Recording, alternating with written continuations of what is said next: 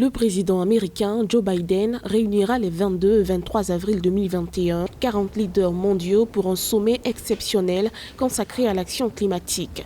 Parmi les 40 leaders invités figurent 5 chefs d'État africains, à savoir Ali Bongo Ondimba du Gabon, Cyril Ramaphosa de l'Afrique du Sud, Muhammadu Buhari du Nigeria, Félix Tshisekedi de la République démocratique du Congo et Uhuru Kenyatta du Kenya. Ce sommet extraordinaire vise à adopter une approche commune contre le changement climatique afin de garantir un réchauffement en dessous de 1,5 degrés Celsius. Notons que cet appel est en prélude à la conférence des Nations Unies sur les changements climatiques qui se tiendra en novembre 2021 à Glasgow, au Royaume-Uni.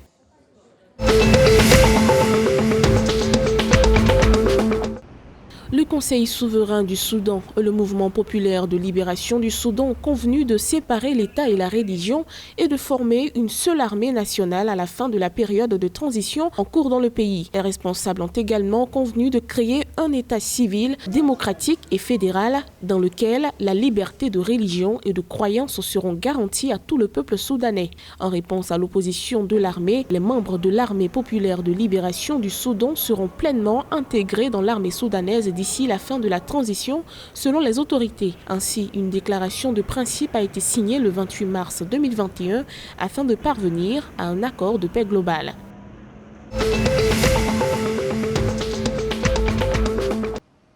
Le Rwanda prévoit de consacrer 255 millions de dollars supplémentaires en 2021 à son plan de relance économique selon une annonce du gouvernement faite le 25 mars 2021. Ce fonds sera destiné essentiellement à accompagner la relance des secteurs clés durement touchés par la pandémie de Covid-19 afin de minimiser son impact sur l'économie nationale. Grâce à ce financement, les ressources du fonds de relance économique du pays seront portées à 355 millions de dollars. Pour l'année 2021, le Fonds monétaire international s'attend à un rebond de l'économie rwandaise à plus de 6%.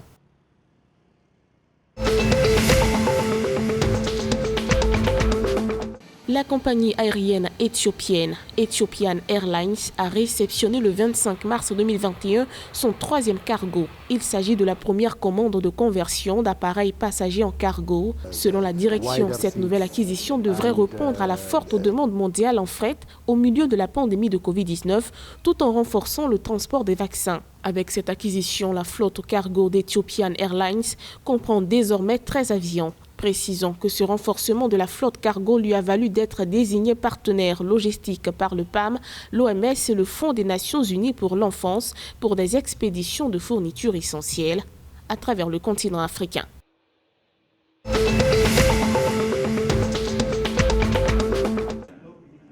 L'Ouganda a achevé une campagne de 8 mois de distribution de moustiquaires imprégnés d'insecticides dans le cadre d'une nouvelle lutte contre le paludisme. Baptisée sous la moustiquaire, cette campagne a été lancée en août 2020 afin d'enrayer la propagation du paludisme dans le pays. Selon les autorités sanitaires, un total de 27,5 millions de moustiquaires avaient été distribués lors de la campagne dans les régions du nord, de l'est, du centre et de l'ouest du pays. D'après les données du ministère de la Santé, les campagnes de distribution de moustiquaires en Ouganda ont contribué à la réduction du paludisme, la prévalence nationale ayant chuté à 9% en 2019 contre 17% entre 2014 et 2015.